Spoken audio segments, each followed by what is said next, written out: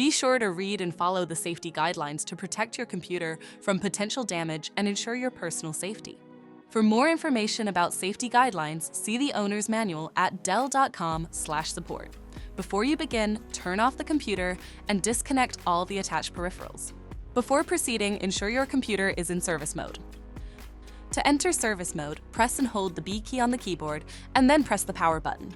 Now, the computer will boot up and the owner tag information is displayed on the screen. Press any key to proceed. The computer will emit 3 short beeps and shut down, indicating it has entered the service mode.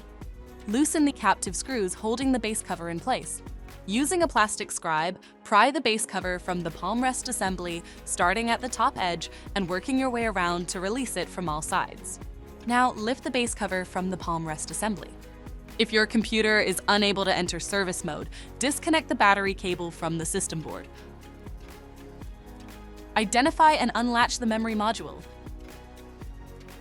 Grasp the module by the edges to remove it from the system. To reinstall the memory module, place it back in the system and relatch it. If the battery cable was disconnected earlier, make sure to reconnect it to the system board.